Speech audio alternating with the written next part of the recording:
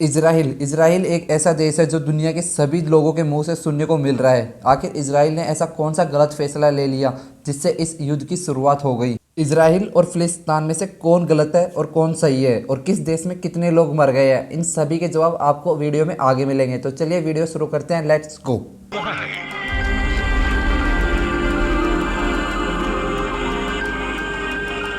Gaza में gas खत्म हो रही है।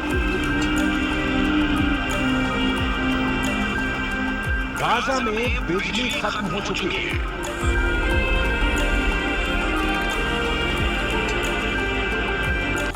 एक दो दिन पहले मैंने एक वीडियो अपलोड की थी, वेयर इज़ ह्यूमैनिटी। इसी वीडियो में मैंने ये भी बताया था कि इजराइल और फिलिस्तीन के बीच में युद्ध छिड़ गया है। उस पर एक कमेंट आया था कि can you explain who is wrong, और उस कमेंट को फिर उसने थोड़ी देर बाद में डिलीट कर दिया, पर वो कमेंट मेरे पास अभी भी सेफ है।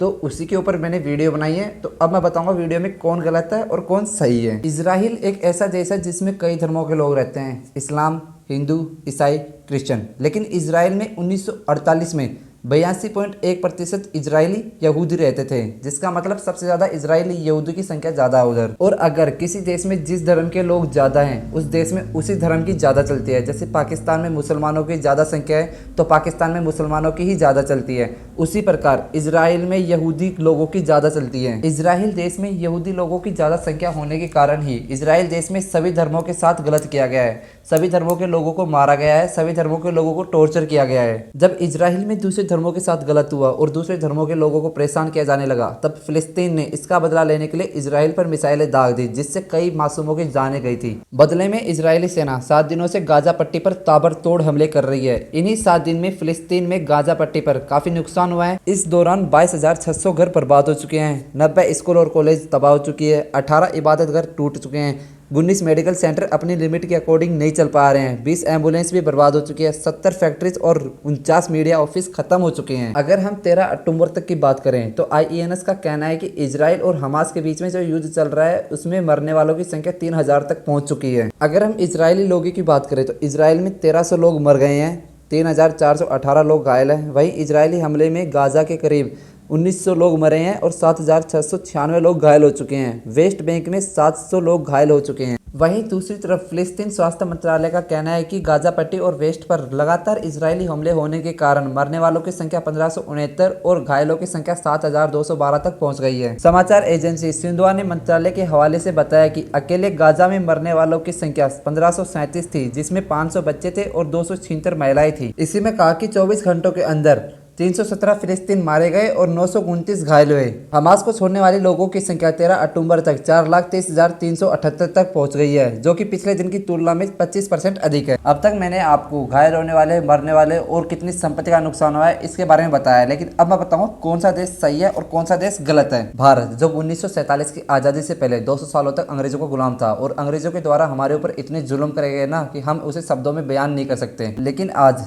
भारत, पाकिस्तान या फिर बांग्लादेश, इन तीनों देशों में से कोई भी देश उन 200 सालों का बदला लेने के लिए आज ब्रिटेन के ऊपर हमला कर दे और ब्रिटेन के बेगुनाह लोगों को मार दे, तो गलती किसकी होगी? ब्रिटेन की, जो 200 सालों तक हमारे ऊपर राज करके हमारे ऊपर अत्याचार करती रही, या फिर इन 3 देशों की जो 200 सालों का बदला लेने के लिए ब्रिटेन के आम लोगों को मार दें? ऑफ कोर्स आप जो सोच रहे हो वो सही सोच रहे हैं। ब्रिटेन की क्या गलती है? वो तो 200 साल पुरानी बातें हैं, उसका बदला आज कोई किसी देश से नहीं ले सकता है। उसी प्रकार फिलिस्तीन में जो गलत हुआ वो पुरानी बातें हैं, उसको कोई हक नहीं है कि वो इजराइल के ऊपर बमबारी करके उसके बेगुनाह लोगों की जाने लें। अगर दूसरी तरफ देखें तो इजराइल को भी कोई हक नहीं कि गाजा के ऊपर बमबारी करके उसके भी बेगुनाह लोगों की जाने लें। अगर फिलिस्तीन के लोगों को इजरायली लोगों से कोई समस्या है तो वो दूसरे देशों की सहायता लेकर इजराइल के ऊपर मीटिंग बिठा सकता है, जिससे उस देश को और भी देशों का सपोर्ट मिलेगा। लेकिन नहीं, फिलिस्तीन के देश को अपनी पावर दिखाने से मतलब है, उसे किसी की सहायता की जरूरत नहीं है। उसी तरह ही इजराइल के ऊपर जब अटैक हुआ तो वो भी दूसरे देशों से सहायता मांगकर उसके ऊपर मीटिंग बैठा सकता था, लेकिन उसने ये न सोच के उसने भी सीधा अटैक करने का डिसीजन लिया।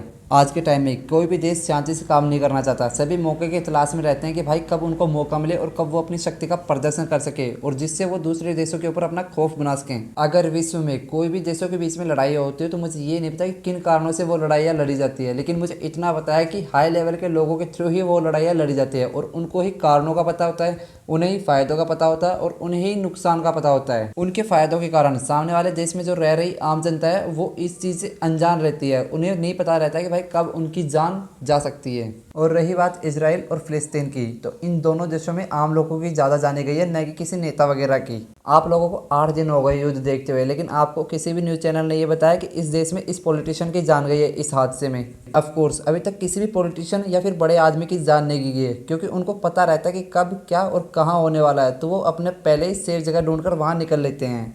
और पीछे आपके और मेरे जैसे लोग रहते हैं जिनको इस चीज़ की कोई कानो कान खबर नहीं रहती, और वही इन हादसों का शिकार हो जाते हैं। तो गलती दोनों देशों की है, क्योंकि दोनों देशों में ही आम लोग मरे हैं और दोनों देशों में ही संपत्ति की हानि हुई है। एक बात भारत के संविधान में लिखी गई है कि 100 अपराधियों को छोड़ दो, लेकिन एक बेगुनाह को सजा नहीं मिलनी चाहिए। उसी प्रकार चाहे ब्राज़ील में हज़ारों लोग सजा के हकदार होंगे, लेकिन उनके कारण ब्राज़ील में रहने वाले आम लोगों को सजा देना ये कहीं का इंसाफ नहीं लगता। और रही बात सही और गलत की, तो आपको सुनकर हैरानी होगी कि बोथ कंट्रीज आर रॉन्ग, क्योंकि मेरी नज़रों में कोई भी देश सही नहीं है।